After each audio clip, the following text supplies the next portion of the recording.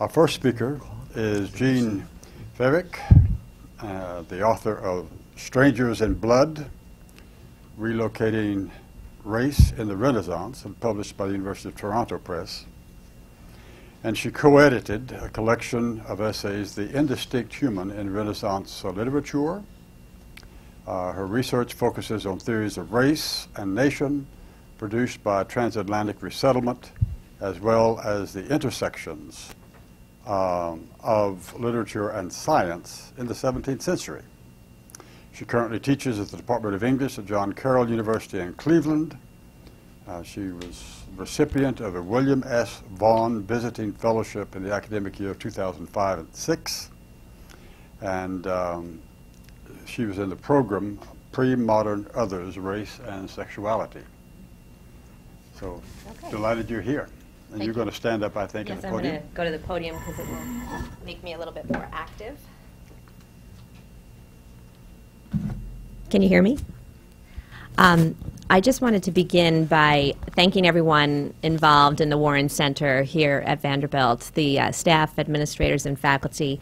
It's wonderful for you to invite we fellows back again to share in this celebration, and I'm delighted to return here because my memories of my year at the Warren Center are some of the highlights of my academic career, and they have sort of catalyzed so many ideas for me and shaped the career in the 7 or so years since I was here. So I just want to say thank you very much, especially to Mona, for your incredible hospitality. We had a kind of broad assignment today, so I had a little bit of trouble as a scholar of the early modern period to figure out how I was going to approach this topic of talking about, how the sort of discourse of race in relation to the humanities has changed in the last 25 years. So I've done my best with the tools that I have as an early modernist, and I hope it will be of some value. And I'm roughly sort of thinking of my talk around the title, The Future of the Past, or the Value of the Humanities in a that's quote-unquote post-racial age. Race, the doctrine that humankind is divided by nature into distinct groups sharing inborn traits which differentiate them from other groups, is a fiction. As citizens of the 21st century, we know this to be true. Modern science has declared it so, denying the validity of dividing up humankind into discrete groups on the basis of biology. Even if and as some modern scientists allowed a belief in the objective reality of race to guide their inquiries, some even seeking to uncover the racial blueprint of the genetic code, their own experiments have radically undermined such views. Their tests have shown that people identified as belonging to a given race are no more likely to share genetic material than are two individuals from distinct racial groups. As far as biology goes, race is an empty category. In fact, this is old news. It has been more than a decade since researchers for the Human Genome Project made public their results, concluding that the concept of race has no basis whatsoever in empirical reality. But what do these findings mean for us, practitioners of the humanities today? Shall we all go home applauding modern science for proving that we have arrived at a post-racial moment, an enlightened era where the shackles of race thinking can once and for all be cast off? Has modern science at long last succeeded in dispelling the illusory underpinnings of prejudice and discrimination that thinkers of earlier eras, especially scientists themselves, were responsible for instating? Are the tools of modern science, therefore, to be substituted for the deliberate, even arduous path to knowledge that defines the humanities? Although the results of the Human Genome Project may imply that those of us whose work involves the concept of race in its social, legal, and psychological manifestations can now go home, as humanists we know better.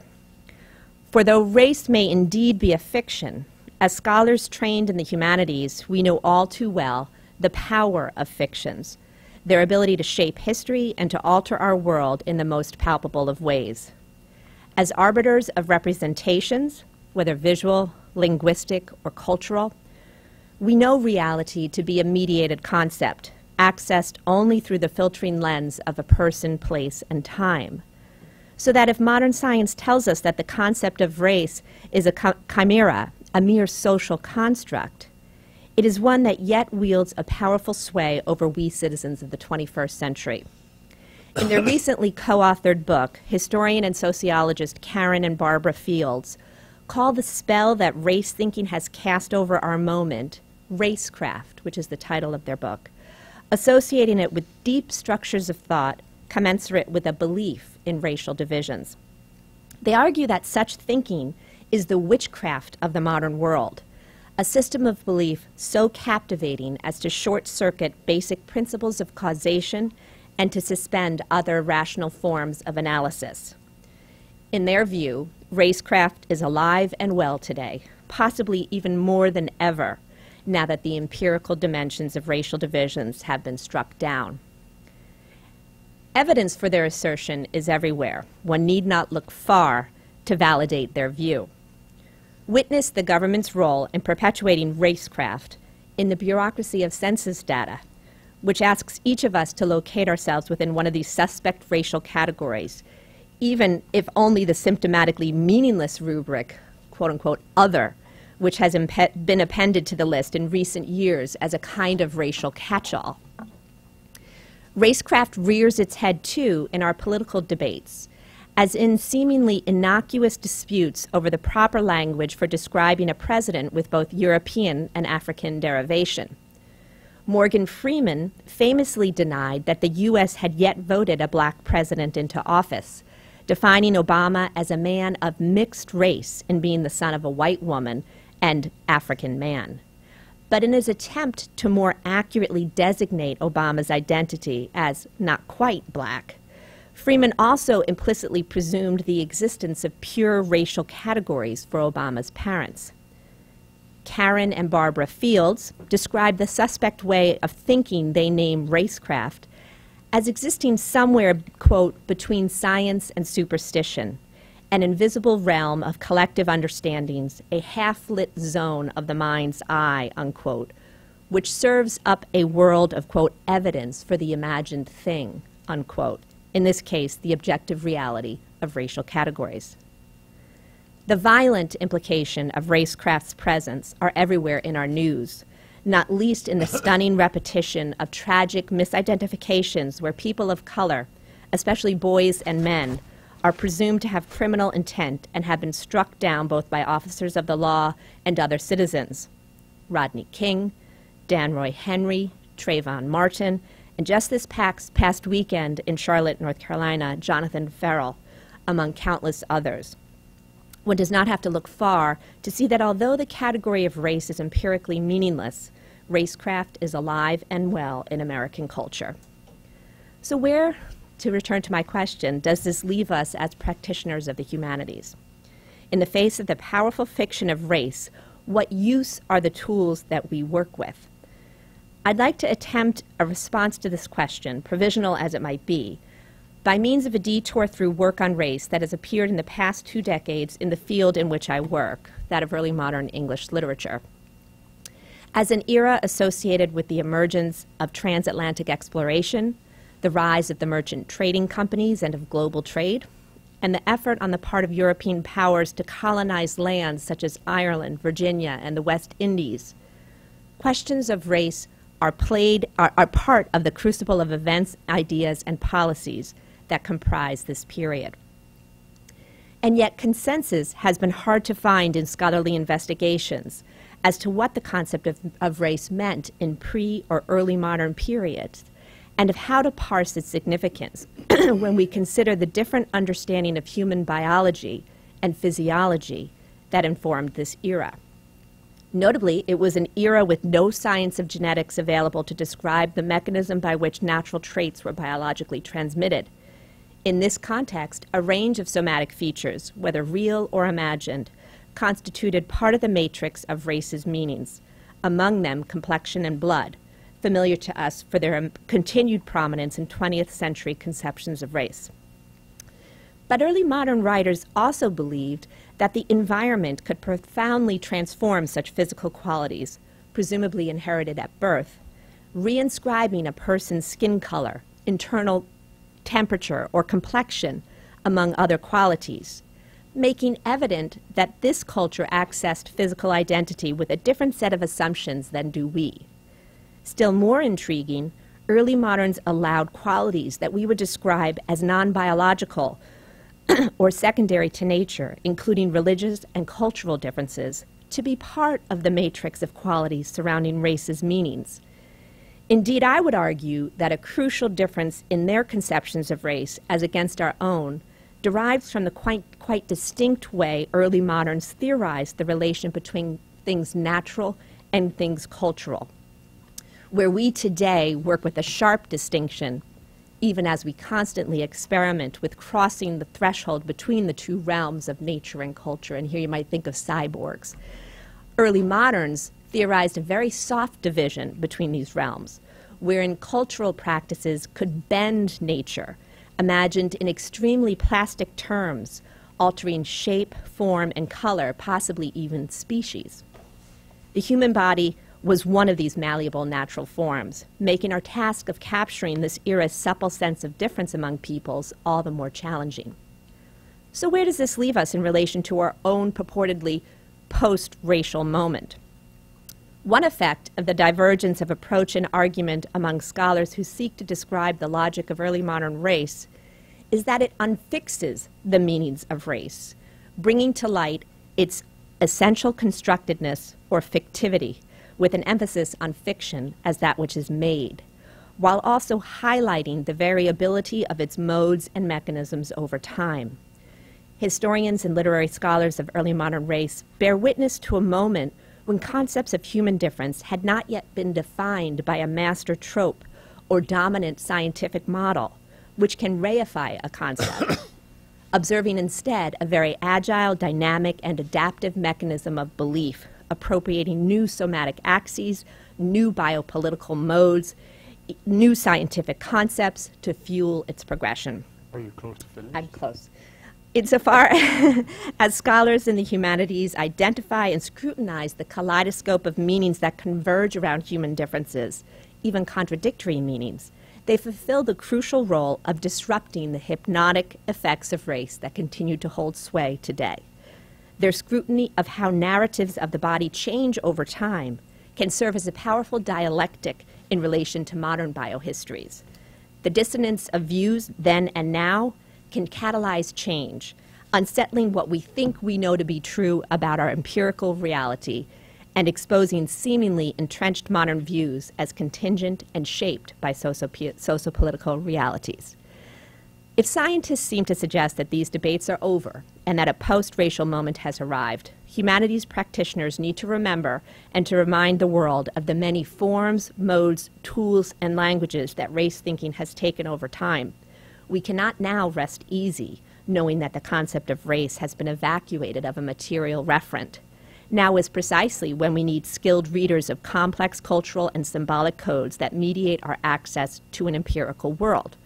For the concept of race is now, as it has always been, a dynamic signifier, one that can be played this way or that, and one that has never been about reality. Rather, it has always been a tale convincingly told of human difference, telling us to pay attention to this physical feature, but not that one, or to this cultural practice, but not another.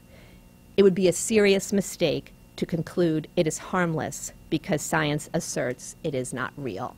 Thanks very much.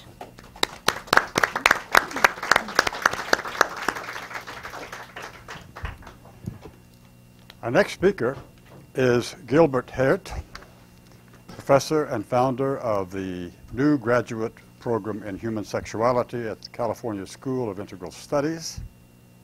He's previously taught at Stanford, University of Chicago, and San Francisco State, where he directed the National Sexuality Resource Center. He's conducted field work in New Guinea and the United States and has published numerous works on gender and sexuality and on sexual rights in the modern period. His most recent book is Human Sexuality, Self, Society, and Culture. He was a Warren Center visiting fellow in 1997 and 98 when the theme was person-centered approaches to culture.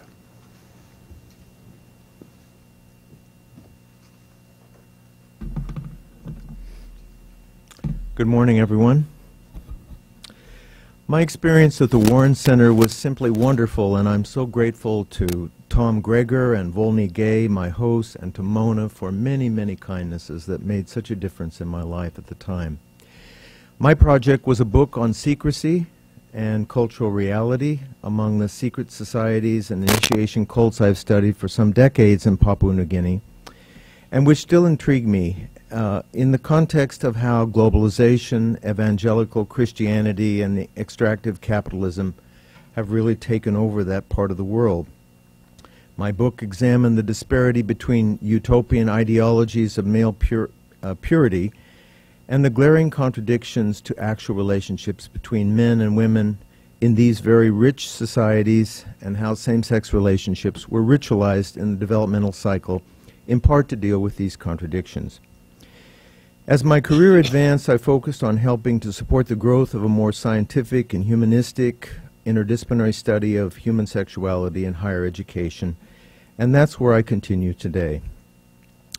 When I was asked to describe significant change in understanding human sexuality over the past 25 years, especially in the humanities, I realized that in my perspective there is no easy way to separate out the scientific and research advances from social interventions that have occurred in policy and a variety of arenas over the past quarter century.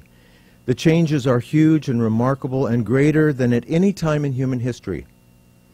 Change is occurring in the very notion of what counts as sex, in our epistemology of intimacy, in the development of new theory, including queer theory, critical race theory that is inclusive of the sexuality of communities of color, the invention of new reproductive technologies and methodologies, and others that I will mention.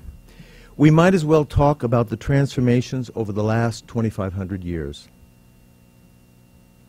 However, take note, this revolutionary change is not always mirrored in behavioral change. Sometimes the opposite. They are synchronous or dissynchronous, or in one part, the culture lags an area that goes far beyond it. I mean that there has been a profound impact of social media and internet on sexual subjectivity and online community building, not all of it positive. Just consider the series of sexual scandals of the past few years in the church, the clergy, the Boy Scouts, among politicians, one after another. These are signs of sexual illiteracy in the land. Or consider that the emergence of transgenders as a growing force in our understanding of the shifting gender and sexual binaries globally has created consternation and fear. Moral panics associated with gay rights, abortion, and other controversial issues appear almost as a permanent fixture. Perhaps then, as Gregory Bateson liked to say, everything changes in society, but not at the same rate. And some things change by going backward. For example, who could have foreseen the extraordinary assault on contraceptives, women's reproductive rights, and the new draconian laws and policies passed in this country, more than 114 new laws in the last 24 months, the aggregate of which is to regulate, eliminate, or make illegal women's contraceptives and abortion in general. This is a setback by any measure in a society. I want to insert for a moment the notion that these changes are being driven in part by real-world experiences. The rise of religious fundamentalism, neoconservative movements, the human rights movement pushing back, an avalanche of research on HIV, intense scrutiny of same-sex marriage rights, and many others. Embodiment, that catchphrase that refers to a variety of cultural and psychosocial processes of locating experience holistically within the person's body and subjectivities, captures the sense in which we are moving away from a model of sexuality that was negative, puritanical, medicalized, decontextualized, and deodorized. I believe that many people today would like to reclaim the holistic experience of integrating their sexuality into their physical and mental well-being across all the domains of their lives: home, family, school, work, church, and so on. Education is a key to this. But consider that sexual education, or its absence, is also a core factor of change. As sociologist Janice Irvine has so well noted, sexuality education was once common in its plain vanilla forms in the United States, but following the passage of welfare reform legislation in 1996, abstinence only became the official sex education program in our country. Of course, it should have been called ignorance only.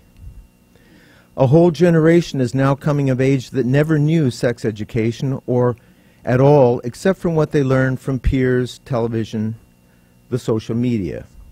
They live in a world suspended between the uncanny sense that sex remains a dirty, tabooed topic and the near complete saturation of the society in sexual imagery, including readily available downloadable porn from the internet.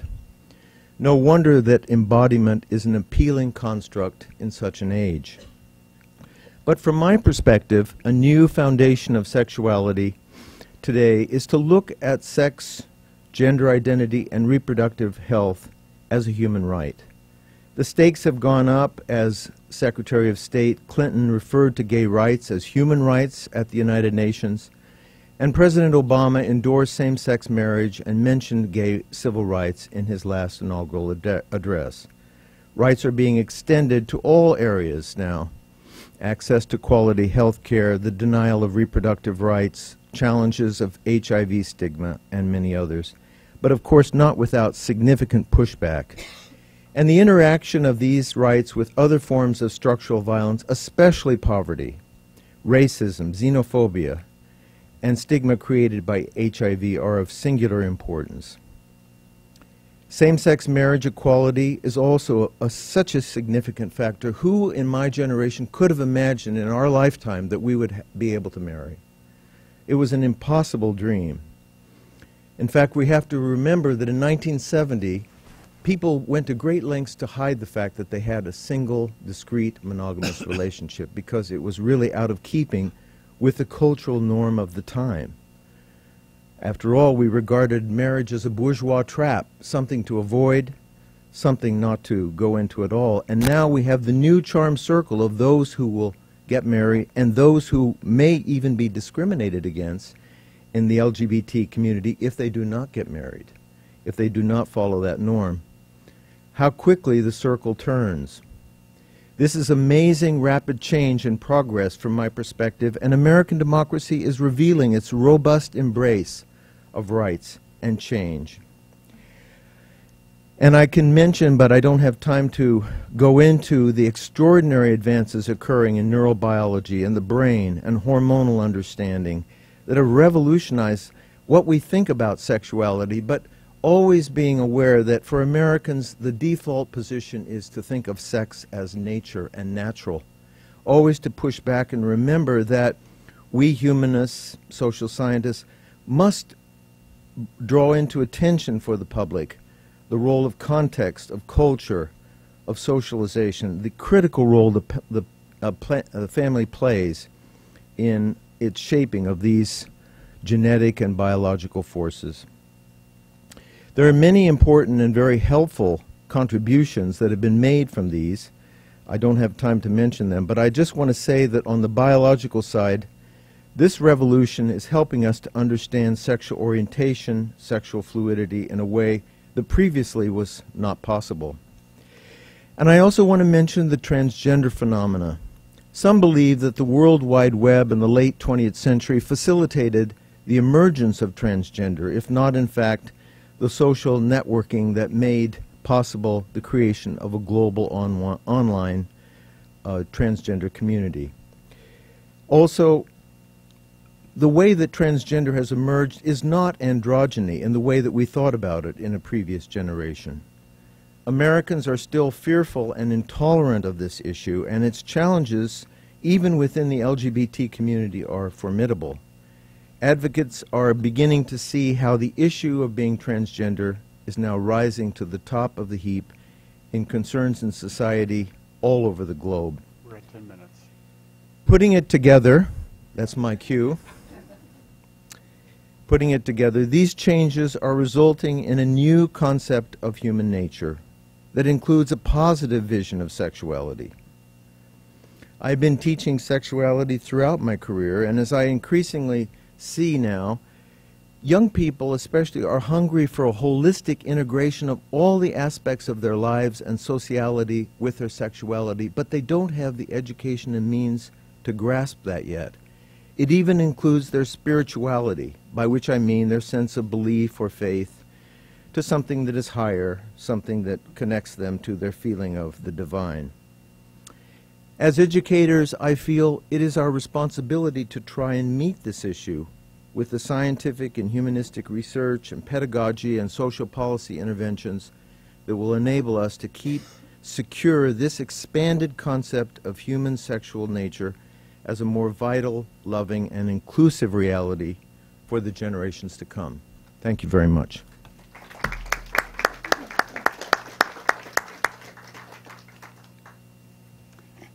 Our next speaker is Richard King. He's Professor Emeritus of the American Intellectual History in the American and Canadian Studies Department at the University of Nottingham in the UK. He is the author, most recently, of Race, Culture, and Intellectuals, 1940-1975, Hannah Arendt and the Uses of History. It's edited with Dan Stone, and the editor of Obama and Race, History, Race, and Politics. He is currently completing a study on Arendt in America. In 2001-2002, he was the Warren Center Visiting Fellow for the program Memory, Identity, and Political Action. Richard, happy to have you. Thank you, thank you, Charles. I, like everyone else, am enormously grateful for Mona and the experience here in 2001, too, and for a chance to revisit, literally, Nashville. I've been here before in the in-between period, but it is always a place of comfort in the best sense rather than going to sleep. It's a place of familiarity in the sense of knowing people who care about ideas, life of the mind, the intellectual endeavor. My approach is, let me check where I am. My approach is one that is predominantly concerned with the intellectual history of race and the idea of race and the various manifestations of that idea. Jean's overview was enormously helpful and meant that I didn't have to do it, and thank goodness I didn't work it all up, and then I wouldn't have either matched her presentation or had anything else left to say. I want to begin very specific, and I want to cover three somewhat different things, because I sort of took the idea seriously of last 25 years, what's happened that's been particularly exciting in the whole area of race studies, the historical effect of race. And I want to begin, we're on home ground, and that is, of course, the ongoing rich historiography of the civil rights movement. Race in action, race as becoming public for the first time in a very real way in the 1950s, but that historiography, the writing about the civil rights movement has moved on. All the interpretive moves I don't actually agree with, but there is a sense of continual thinking and rethinking. I think one of the interesting things very quickly has been the emergence of a conservative take on the civil rights movement, which places it at its center the notion of colorblindness. Now that notion is contested. I personally don't think it's automatically a racist notion, but I automatically don't think it holds much water. But the notion of colorblindness and the incorporation of the civil rights movement of Dr. King, which we saw in the celebrations recently, the I Have a Dream March on Washington, has become a movement for racial justice, has become part of the mainstream story of America, which is remarkable. But it is a fact of life. But I think the notion of color blindness, content of character over color of skin, all those slogans are important. Now this has been matched on the other end of the political spectrum in the period by a study of race in America that is called Whiteness Studies. And the Whiteness Studies people, David Roediger, Matthew Fry Jacobson, they emphasize race as the first and final cause of historical change, historical phenomena. That is, it's not class, although class can be important. It's not ideas, although ideas mixed with race. But something makes race central to the U.S. and concerns whether intentional or structural. And this intentional structure is one that's been all the way through both the movement days and now, between intentional racism and structural racism. But the Whiteness Studies is, in some ways, the counterpart notion on the left to the colorblindness on the right. And you can see two quite different understandings of American society based on those, except colorblindness is a normative notion, whereas Whiteness Studies is the reverse. It's how things ought not to be. What's happened in the historiography of the movement? Just very briefly, the movement has been pushed back from circa 1954-55, Montgomery, Brown and Montgomery, back into the 1930s. And indeed, a notion of something called the freedom struggle has come to be almost identical with the history of people of African descent in the United States. So a vast expansion backwards. The role of the American left, particularly the secular left, that is the Communist Party and related factors, has emerged under Gilmore's study in North Carolina, given more role in the workings of the civil rights movement in that long civil rights struggle.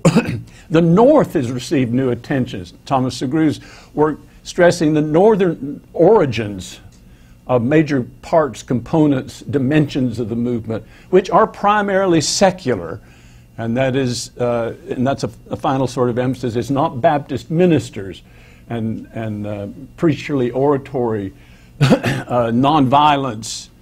All those things are characteristics of a Southern movement that these new interpretations don't throw away, but they've tended to shift the focus from the South to the North, from the 54 to 68 to a much wider and lengthier historical process.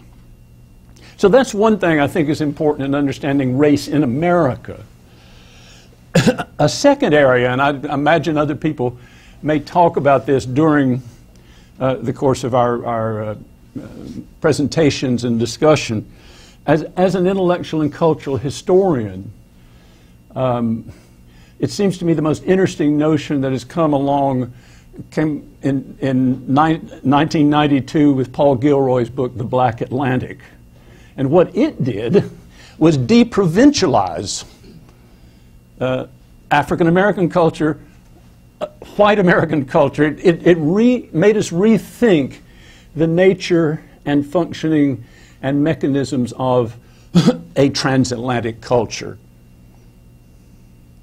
The tagline that's often repeated here, and in some ways it is useful, that Gilroy says that the Black Atlantic is to be understood not in terms of roots, Alex Haley, remember, going back to Africa, Kunta Kinte, but roots or routes.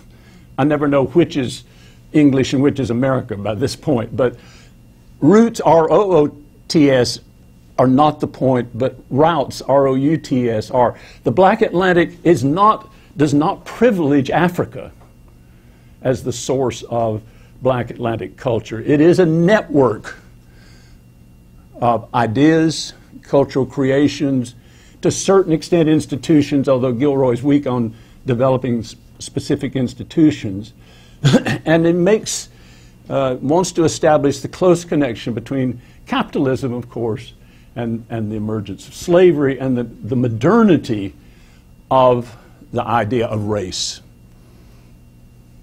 and racism. And I think this notion that race, Ivan Hannaford's work, race had not existed in the form it came to exist in the early modern period in previous human history.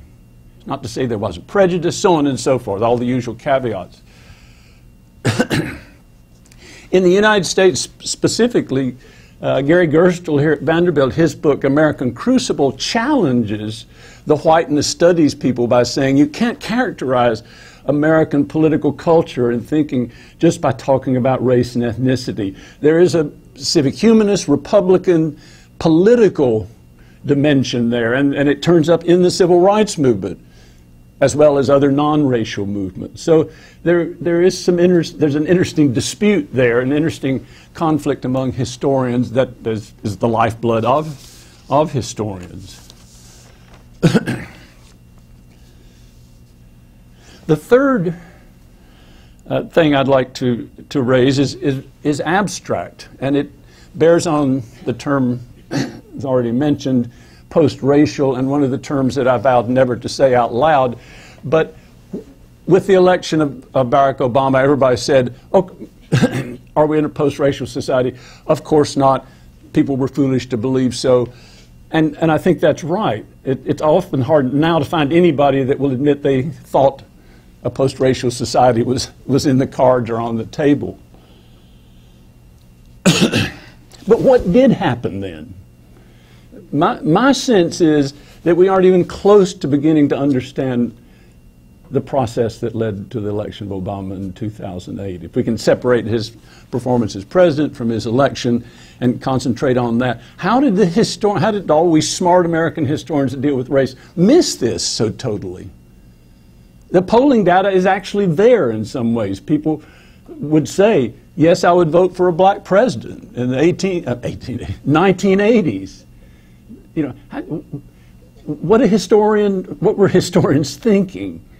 Do notions like Whiteness Studies divert from an adequate grasp of what's going on the ground in people's lives? So I think all our concern with race as historians, whether intellectual or social or political, in all that, it's easy to bring the prejudice to the phenomena rather than looking at that data by itself.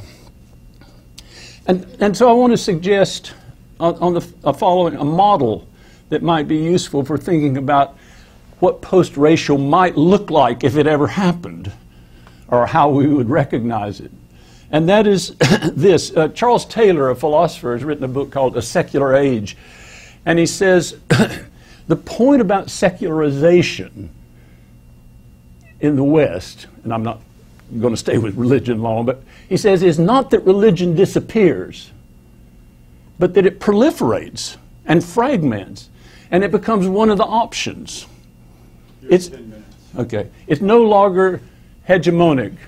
And I would suggest if we think of race something along these lines of race,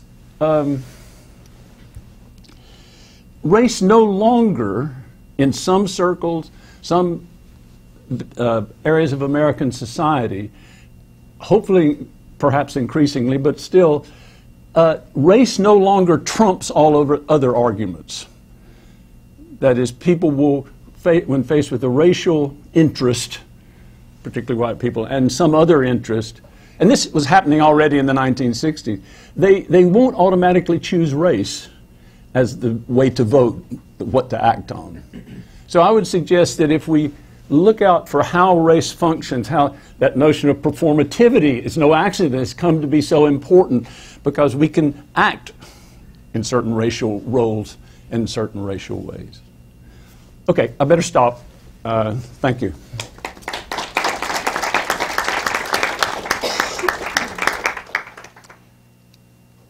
Benita Roth, an associate professor of sociology, history, and women's studies at the State University of New York, Binghamton. She studies social protest from an intersectional feminist perspective. She is author of Separate Roads to Feminism, Black, Chicana, and White Feminist Movements in America's Second Wave, which won the Distinguished Book Award from the Sex and Gender section of American Sociological Association. She is an associate director of the Journal of Women's History. Editor. Sorry? Editor. Associate editor. It's okay. Right, sorry. Associate editor of the Journal of Women's History, and recently co-edited a special issue of that journal devoted to human rights, global congresses, and the making of post-war transnational feminism. She was here in 2004, 2005 with the Warren Center and the program Strategic Actions, Women, Power, and Gender Norms. Okay, thank you for the introduction. And I just want to echo what everybody has said. And the Warren Center is really a remarkable venue for real intellectual, interdisciplinary exchange. I've already learned things sitting here listening to my other people on the panel. And I also want to thank Mona for being really at the center of the center.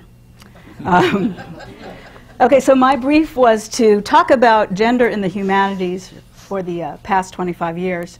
And I have to start by saying that I am not a humanities scholar. I always want to follow that up with, but I play one on TV somehow. I'm a sociologist with a BA in English and American Literature, but I'm a sociologist. And my work draws on methods that are qualitative and especially historical. I also call myself a women's studies scholar with a commitment to interdisciplinarity and politically consequential scholarship that the name implies.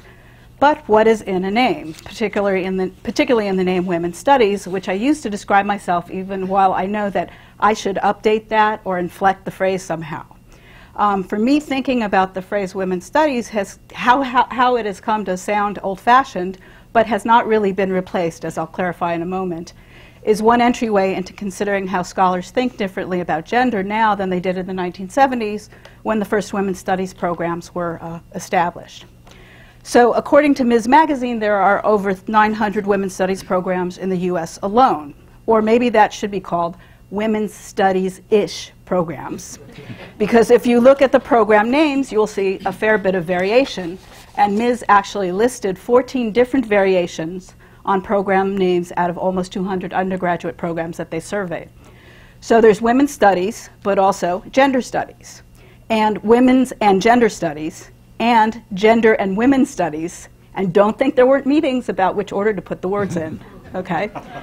And also women, gender, and sexuality studies, and women's and ethnic studies, and multicultural and gender studies, and feminist studies, and feminist gender and sexuality studies, and I'm exhausted, so I'm going to stop. Now, according to a colleague of mine at Binghamton University, where we recently changed our name from women's studies to women's gender and sexuality studies in what I would describe as a bruising battle. He did a survey of 675 programs where he found that the word women or women's was or remained in the title of 587 of the programs, or approximately 87%, with gender in the title of 270 program names, or 40%. Sexuality appearing in 28 program names, and feminist in a scant 10 program names. So I just proved I'm a sociologist by giving you some numbers. So what's in the name? What is the sticking power of women's studies? After all, many of us who study gender don't want to be thought of as only studying women, or even reject the possibility of a stable, let alone universal, uninflected category of woman. We wish to study not just an identity category, but a system of social difference and social inequality denoted by the term gender with its relational implications. My sense is that we keep women's studies around partly through inertia, but more thoughtfully, and in my case, certainly in my case, as a descriptor that acknowledges a history of the study of women that was insurgent and political. Women's studies programs are now, of course, institutionalized, but there remains something a little bit rebellious about the retention of the name women's studies. Nonetheless, while I call myself a women's studies scholar, I'm okay with being called a gender studies scholar, because women's studies did morph into the study of the systematic nature of gender. And of course, studies of gender didn't come only from women's studies scholars in some sort of direct line. Rather, women's studies set the insurgent tone, and gender studies sprung from women's studies and from other disciplines proper. And gender studies morphed into intersectionality studies as the feminist paradigm of intersectionality as theory, method, and subject became more important and indeed hegemonic in women's and gender studies. And I'll try to briefly walk us through this in the time remaining. When I want to describe to myself how theory and research about women has changed into theory and research about gender and further into the intersectional study of gender systems articulations with other hierarchical systems, I always start by thinking about historian Joan Scott's classic 1986 piece, Gender, a Useful Category of Historical Analysis, in which Scott asks her fellow historians to think about how to write a new history about the systemicity of gender relations. In 1986, Scott argued that thinking about gender meant considering, quote, an entire system of relationships that may include sex, but is not directly determined by sex, nor directly determining of sexuality. And Scott was clear that gender as a system could not be conflated with sexuality as a system, and she left open the idea that other systems of power organized into inequality might be connected to gender, such that historians would have to, quote, conceive of processes so interconnected that they cannot be disentangled. For Scott, gender systems were ways of, quote, signifying relationships of power, unquote. And of course, not just signifying, but constituting power. Scott noted the constructed nature of gender, indeed its imagined elements, but of course something imagined as real is real in its consequences, to paraphrase the 1920s era dictum of the Thomases. A few years after Scott's 1986 article in 1989, we see the first of Kimberly Crenshaw's works on intersectionality, the theoretical methodological mandate that has become hegemonic in women's and gender studies.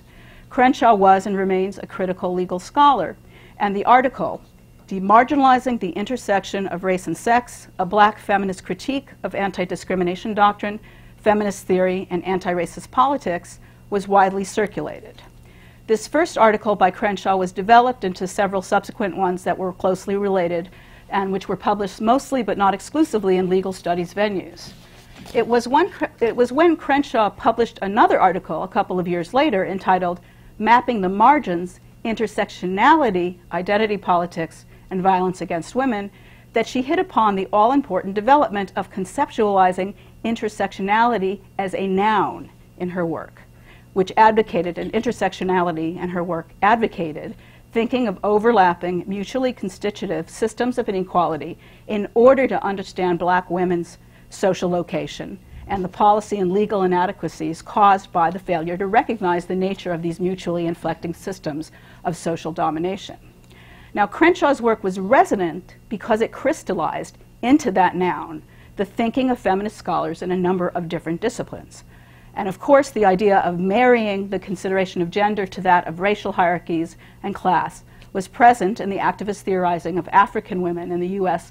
long before the post-World War II U.S. wave of feminist protest, but such activist thinking became salient once again during the 1960s and 1970s. For scholars, the 1980s was the key decade of change, and they began thinking intersectionally without having so nice a word for what they were actually doing. So we see advocates of intersectionality in the work of feminist philosophers like Elizabeth Spellman in 1982, feminist anthropologists like Karen Sachs Brodkin in 1989, and feminist sociologists like Bonnie Thornton Dill in 1983 and Deborah King in 1988. The sexuality street of the intersection was actually left untheorized in this academic writing, including in Crenshaw's, but sexuality as an inflected form of systematic oppression worthy of investigation was put on the agenda by the Black feminist group, the Combahee River Collective's writings in the late 1970s and 1980s. So thus, very soon after women's studies was invented, as it was making inroads into the academy, its theoretical bases were being challenged both by feminist scholars and by feminist activists, particularly, but not exclusively, those of color. Intersectionality, now hegemonic, was originally one of those challenges. At this point, we see women's studies / gender studies scholars thinking intersectionally if they want to be taken seriously. And we have a problem, as does everybody else who wants to think, investigate, and write about gender, and that is, what do we actually mean by intersectionality? Beyond the basic mandate to theorize and investigate overlapping and mutually constitutive forms of hierarchy along with gender, and gender is always in the mix, there is much disagreement about what intersectionality really means, and much disagreement about what counts as intersectional work.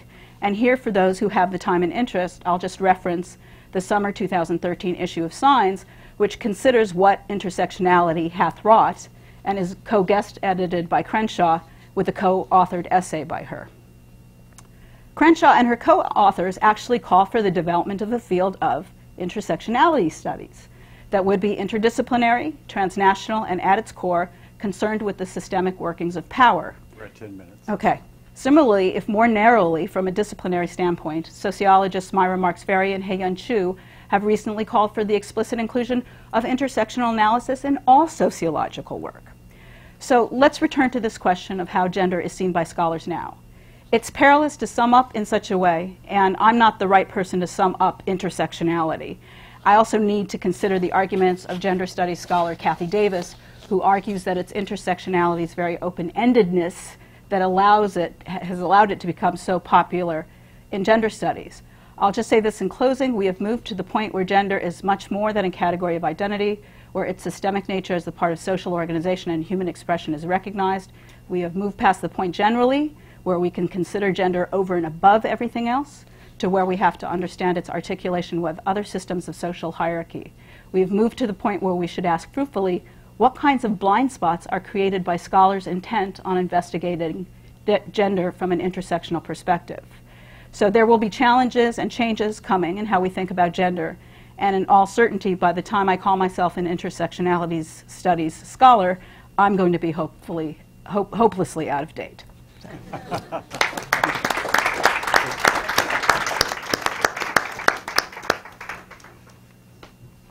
Now, you are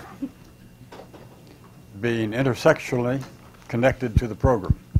And someone has microphones that will hear, so please speak in the microphone as you participate.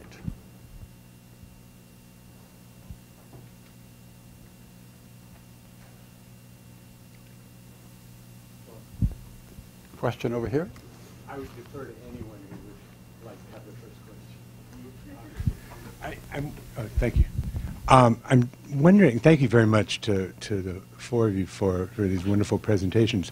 I was just wondering, as a group, if you might be willing to talk a little bit about how this issue of neoconservatism politically might affect academia, and if in certain ways, and again, there are many ways to define neoconservatism. It doesn't have to be a negative thing necessarily, but if it's causing us to move backwards and defend ourselves in ways that we didn't think we would have to in the new millennium, I'm just wondering how that projects something onto the future of scholarship, if one is going to have to be going backwards and trying to move forward at the same time.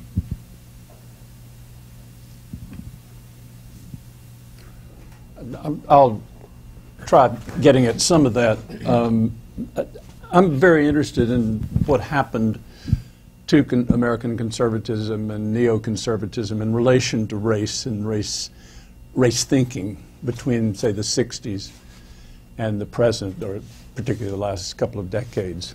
I don't know how it impinges on the academy, so maybe somebody else can pick up that. But in the 60s, if you looked at conservative writers in National Review, Modern Age, some of those periodicals, you would find them articulating something that sounded a good bit like a black nationalist position.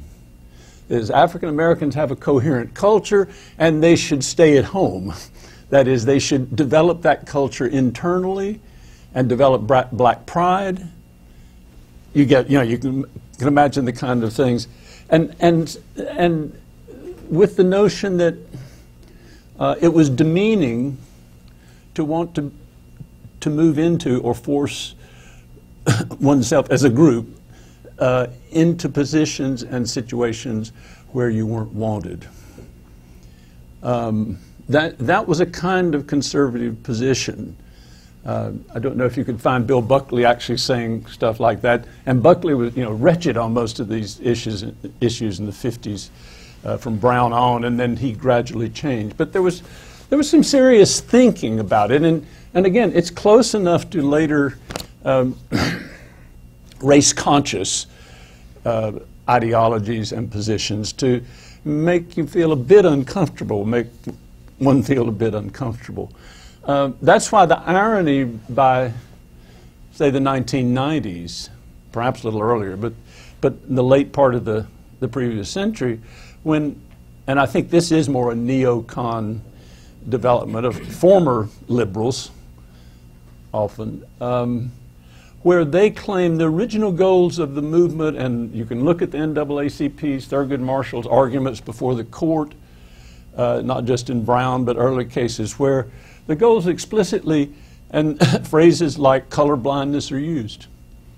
So the conservative position or neoconservative position moves, whether it's 90 degrees or all the way across the spectrum, but from an emphasis upon race and racial consciousness, they move to one in which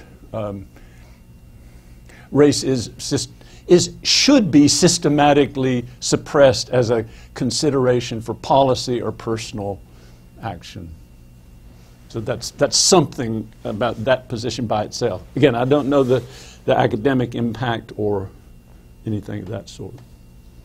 In some way, as you were giving your talk, I was hearing the word norm creep into the discussion, and I see it as possibly intersecting with your question about neoconservatism, particularly as you were talking about marriage among gay couples being an almost mandate in the in the community, and so I don't know. So, which also seems somewhat connected to what you were discussing. When does something become normative, and then we need to sort of reflect on it, on maybe the new blind spots or the new hegemonies that it might instate. So I don't know. I'm just thinking with norm and how there maybe should be a kind of healthy suspicion whenever a kind of category, a way of thinking, or a social practice reaches that degree of stasis, maybe. I don't know. I just see connections.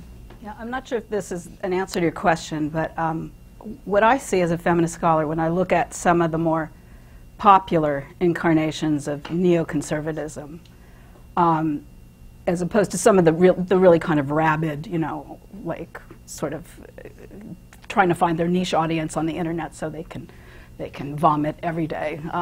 When I look at some of the more popular incarnations of kind of critical of the new gender order, of anti-feminism types of works, they really kind of are first wave feminists, which is to say, the vote was a really good idea. We think you should, have equality of opportunity more or less. And, we don't really, we don't want to take your property from you, like married women's property, that's cool, kind of thing. So they kind of stop.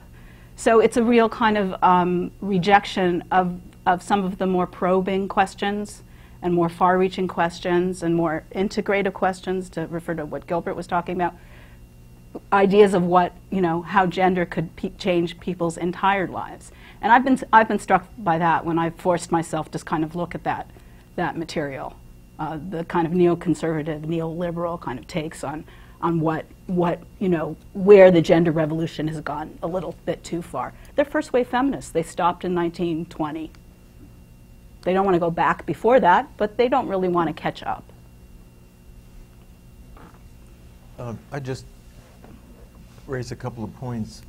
I think that your question is profound. It has profound implications, and it makes me think very much of the rise of religious fundamentalism globally, which I think has been very complicated for academics to respond to for a variety of reasons. And I think that when I look back at the response of the Academy to the HIV epidemic in the 1980s, and I look at the cultural lag even in my own discipline, anthropology, I see that it takes about 10 to 15 years for the Academy to be able to deal with some of these real-world contradictions and challenges.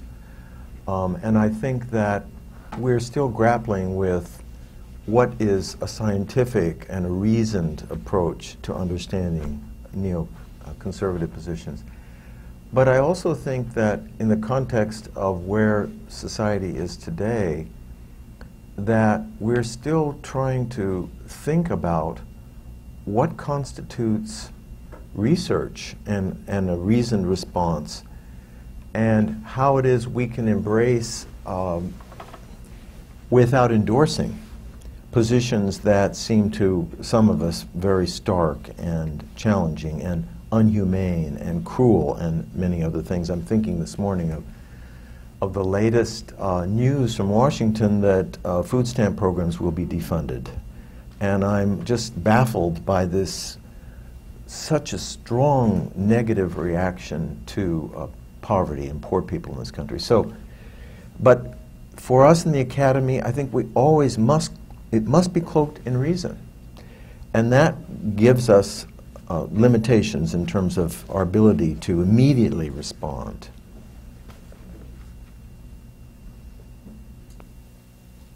Question there? Back with number 2. Where's the number 3? Dealing with another norm, the academy. You're from 4 different institutional locations. I mean, and not just 4 different places, but 4 different kinds of institutions. And I was wondering how your different institutional locations affect how you go about teaching race, gender, sexuality.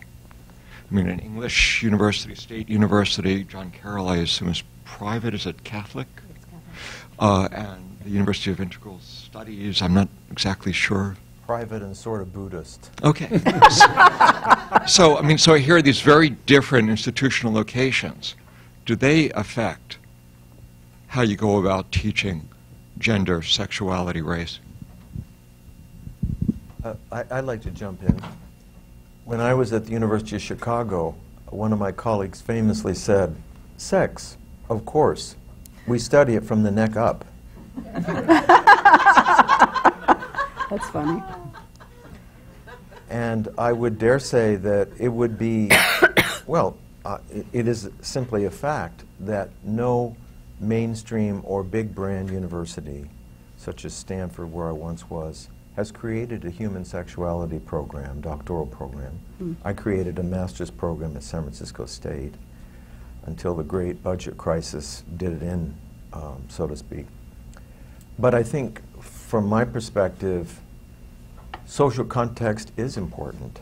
It's not everything, but having the metropolitan Bay Area in San Francisco as a supportive community is tremendously important in the creation of something that is interdisciplinary and is attempting to consider and even challenge certain norms and to educate people in areas that previously have been silenced or shamed. So I think that local context, just as in our food preferences, and the location of our food and food security is tremendously important in the branding, marketing, and representation of these issues. It's interesting, if I could just hop in here. I spent most of my career thus far at Brown University, where the topic of race is very normative, very accepted, tons of sort of intercultural programs, and it's not really you know, a topic that you need to work hard to get your student audience to participate in. And I've just made this transition to John Carroll, and I haven't actually started in the classroom there. And I get the sense that racially it's a more homogenous community.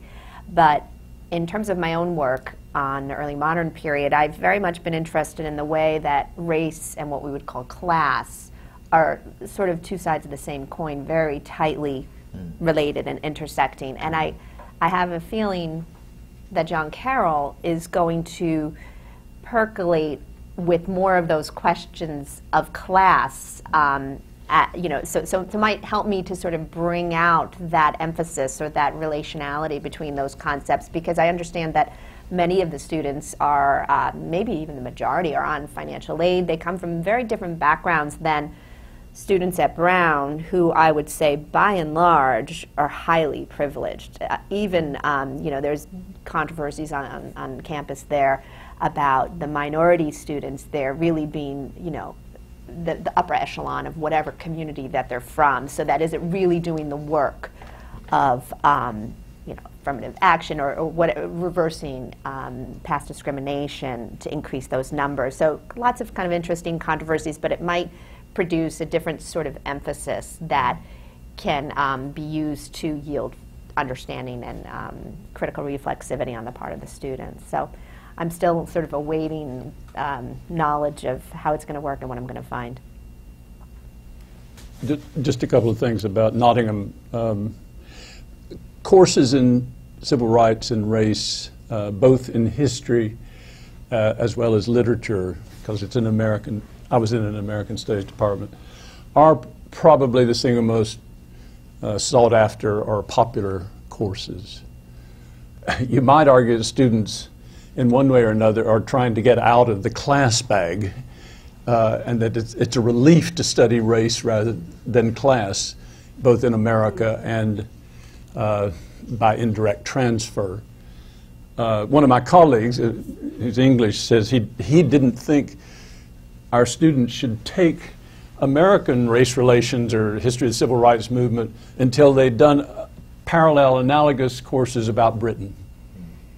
Because there is a lot of kind of anthropological looking, from the top down on this, that it's a kind of what happened over there, here, and it's easy to feel very self-righteous.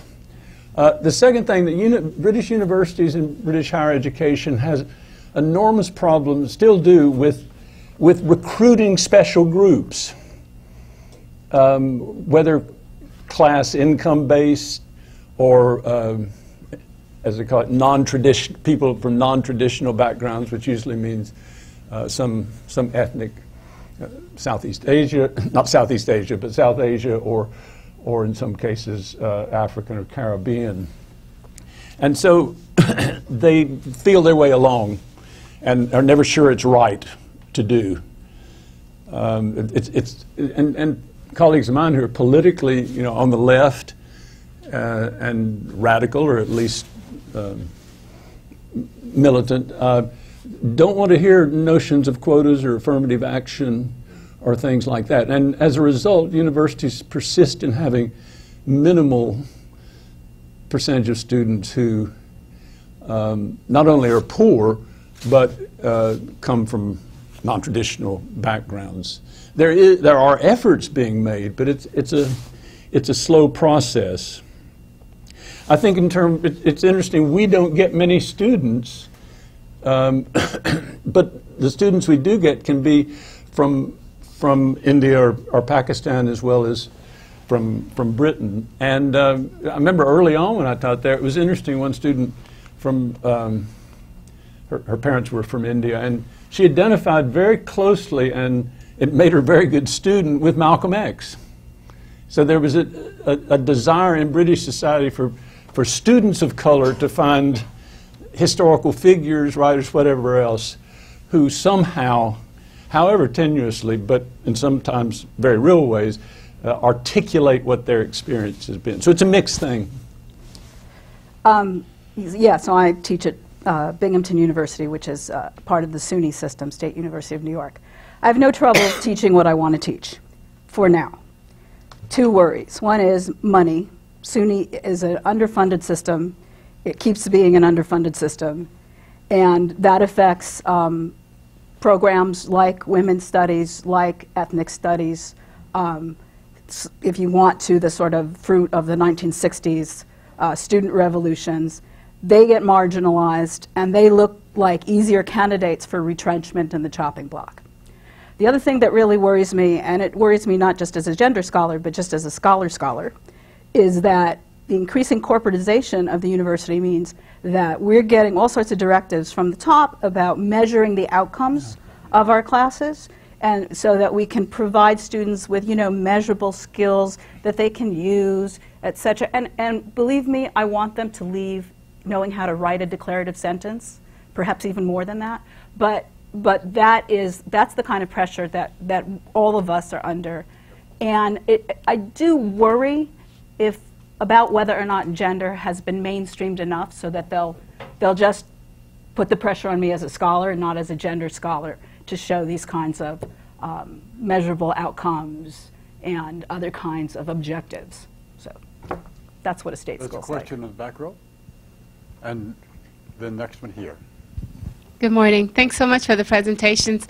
I had a specific question for Richard King about your presentation this morning. And I know you didn't have much time, of course, to to go into everything. But I was curious about whether or not, well, what you thought was about the development in the late 90s of this notion of colorblind racism, which was a critique of liberal uses of race, and by Eduardo Bonilla Silva and some of his colleagues, as well as the critique by philosophers of race that were dealing with the notion of white supremacy as opposed to whiteness and white privilege, right? In terms of bringing in the structural nature of racial processes. So that's one thing. The other question I have, there are three questions total, but two questions. The last one is, how do you conceive of Omi and Winnett's notion of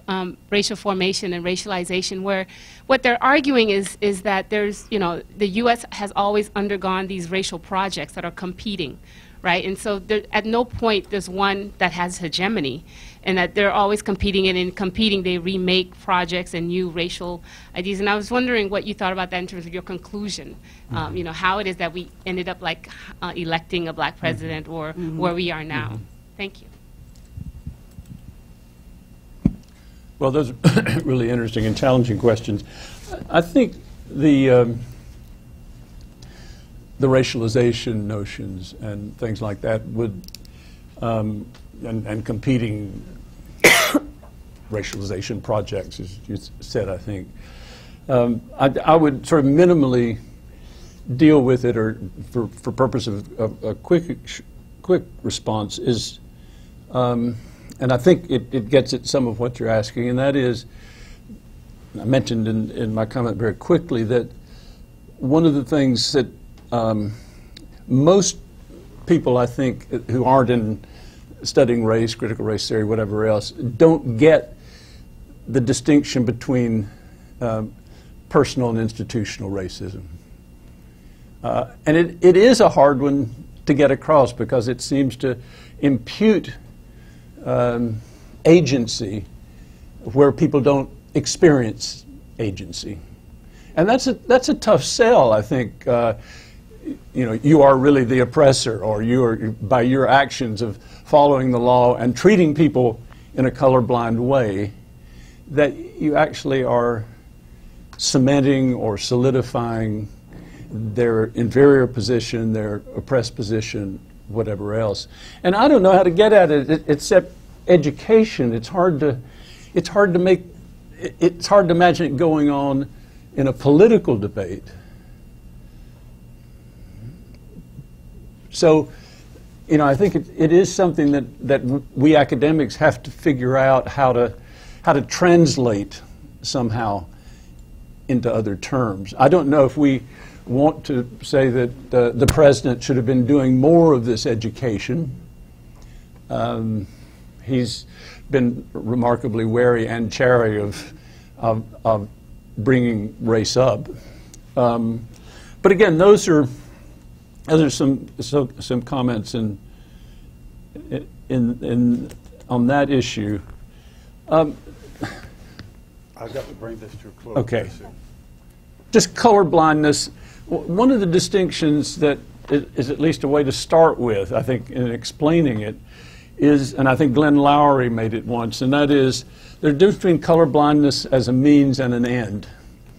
And I suppose most mainstream liberals, perhaps even radicals, would say the ultimate goal is something like colorblindness, or as I was trying to suggest, a situation where race isn't the only or final or even always the most important issue in any situation. What the conservatives do is rule out race-conscious and aware policies as means, whereas the people center-left or liberal left see that it should be a means as well as an end. That's one basic way, and I know it's more complicated than that. If there are questions on the floor, I am terribly sorry that I am being forced, as I have been forcing, to bring this session to an end. I hope that you will continue talking over coffee and tea before the next session.